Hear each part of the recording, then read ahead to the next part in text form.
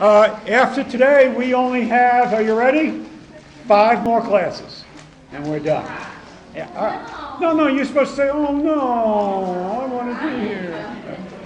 That's it, okay? So we have next week, and then somewhere in there is Thanksgiving, which we have off. So I need to get a little bit ahead of myself here. So this is not on test 4, this is on test 5. This is the chapter where we're going to talk about psychological disorders, issues that people have. One, I want to caution you a little bit. As I talk about this, some of you who are kind of sensitive, okay, as I go through explaining paranoid schizophrenia and antisocial personalities, some of you will sit here and go, I think that's me, okay? No, that's not you. All I'm giving you is just a small little section of these people. In order to be diagnosed, it's much more involved that's there. As I go through this, what I want to do is I'm going to talk about these different disorders. I'm going to try to come up with movies and movie characters to show you how movies have depicted these people. If you can come up with some as well, I'd love to hear it. Either tell me in class or email it to me. But the first thing we want to do is talk about psychological disorders. And what I say is know the positives of your weaknesses and the negatives of your strengths. What we're talking about, that's that temperance and that's that balance in your personality. People who go to extremes, okay, sometimes begin to have issues. Depression, anxiety, as you start going to those extremes. Obsessive compulsiveness, and on and on. So the first thing we want to talk about is be able to define psychological disorders. This chapter used to be called abnormal psychology. Okay? It used to be called abnormal psychology. And as we sit and we look at this, we ask ourselves, well, how come some people have issues and some people don't? Okay? And you've come across people, sometimes you say, God, that guy is crazy. She's nuts. Stay away from her. Okay? We've all said that about people. Okay? So what makes someone dysfunctional or functional? In this case, how does society determine who's normal and who's abnormal? By the way, before the 1980s, you could be put in a psychiatric hospital pretty easily. Okay? Just by acting out, or one of your relatives said, little strange, you can get in pretty quickly. Now it's very difficult to get somebody committed nowadays. Very difficult. You have to either be physically threatening somebody's life or physically threatening your own life. And it has to be pretty darn explicit, which I don't think is so good, because some people, we do need to get them care much quicker than we do. But we used to talk about statistical normality. And what is statistical normality? Whatever the majority of people are doing is normal.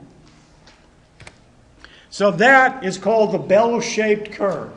And it's a statistic that basically says people who fall within the bell make up 68% of whatever behaviors we may be measuring. 68% of the people. If you fall in the 68%, you're normal statistically. If you go over here, this would be one, get this word, deviation above the norm. The norm's going to be right here. You then would be classified as abnormal. One standard deviation below the norm, you would be what? Abnormal. So if we said something like, if you've been married for 15 years, and how many times a week would you be having sex? Now don't write this down, because I don't know if this is the exact answer or not, but I'm close to it. Let's say it's 1.2 times. Okay, 1.2 times. That's going to be the norm, which is right here. So it's be 1.3, 1.4, and so on. If you're having sex, let's say, 3 times a week, and you're married 15 times, you fall over here. You are one standard deviation above the norm. Do you understand where the word comes from? Deviate. Okay? We could call you a statistical deviate, because you're having sex 3 times a week. Okay? Is that healthy? Dysfunctional? What is it? It has nothing to do with that, right? What it has to do with is whether you and your partner really want to do this 3 times a week. And if you both did, good for you. But in terms of statistic normality, you're a deviant. 0 times a week. You're over here. Okay? Now you and your spouse both we don't want to anymore. Okay? That's fine. Does that make you unhealthy? No. Statistically, though, it does. So a lot of times when we all look at the general population, sometimes we say that person is weird, they're unhealthy, because they're not like everybody else. We do that a lot. You're not like everybody else, therefore there's something wrong with you. Statistically, no, that has nothing to do with it. And psychologists don't use this. If we go back, we also see that society sometimes says people who have issues or have problems or are abnormal are social nonconformists. They dress differently, they act differently. Most of you people sitting in here right now look like college students, all right? You have college students dress. Some of you have metal bits on your face, but not a lot, okay? Most of you have normal colored hair and everything, okay? But sometimes if someone walks into class and they have some crazy outfit on, and they have purple, red, and pink hair, and they have about 14 different pieces of metal, and they do this, okay, and they open their mouth, and they have about 20 tongue studs on there, you're going to go, oh, you're kind of weird, aren't you? Okay? They're what? Social nonconformists. Are they psychologically unhealthy? No, there's no background for that. They just dress differently. But as a culture, sometimes when people do things differently than others, kind of similar to statistical normality, we have a tendency to say there's something weird about them. Or it depends upon the situation. If some of you walked in here today, you guys with a Speedo bathing suit on, or you girls with a bikini on, we'd look at you, right? You do that, but then you would also, okay, go, oh, they're weird. What's with them? Doesn't fit the situation. Or how about this one? If you came in, women, with a skirt on, or a dress, or you guys with a suit on, most of you would look at you and go, what is your deal? You have a job interview or something? What's the deal there? Is there something wrong with you? Social context, situational context. Funerals. Oh, you better know the culture before you go to a funeral.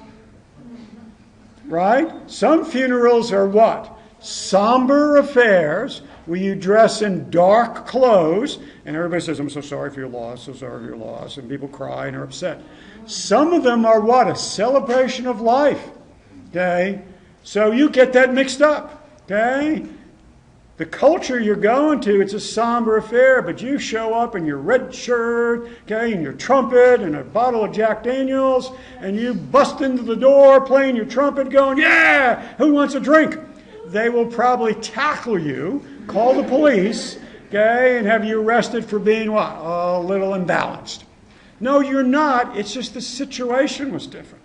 So in psychology, sometimes we can't just look at the general population and say, declare them this way. So we don't use this terminology. What we talk about is disordered behavior. Give me something solid to go on, something I can do research with, something I can show statistics with. I just can't look around in this classroom and point to people and go, antisocial, paranoid schizophrenic. You can't do that. It has to be done with thorough investigation and research. So the core features of disordered behavior are 1, maladaptive behavior. Behavior that makes it difficult to adapt to the environment and meet the demands of day-to-day life. You just can't get along in life. You can't work, you can't go to school, you can't maintain a relationship. You're maladaptive. You can't function. It's not just one day or one weekend or 1 week. It's longer than that. Or the big one is number 2, where this person loses their ability to control their thoughts and actions. They're completely off into another world. They're talking to imaginary people. They can't control what they're saying or doing. All right? Losing their ability to control thoughts and actions. maladaptive behavior, and the second part that's there. Those are the core features of disordered behavior. And I see that a lot of you still writing before I go on to the second one. But in psychology and in what's called the helping professions, they have a book, again, it's about this thick, called the Diagnostic and Statistical Manual.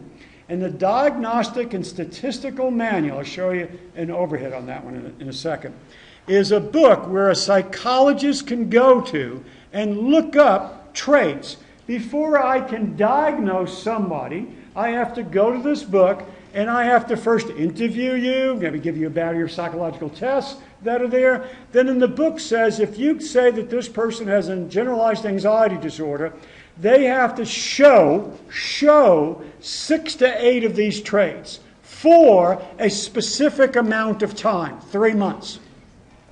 Then, if you get 6 out of 8, then you go to, it's called a tree, you go to another branch and it says, and now they have to show 3 to 5 of these traits for this amount of time, and then boom, I go to another tree. I can't just sit around, okay, and call you these different things. It has to be diagnosed based on research. And the research was done, okay, with thousands, hundreds of thousands of people who've already been diagnosed, and then you compare the two. All right? So I'm running out of time here. So the diagnostic, and I'll show you that when we come back, and the spelling of all of that. I'm going to show you what's called the DSM-4 revised edition. This summer, the psychiatrists came out with what's called the DSM-5. It's the brand new edition of it. I'm not going to cover that. It is a little bit different, though. Okay? So I said I was stopping, didn't I? You all listen well. You've trained me well. Skinner would be proud of you. As you move along, I stop.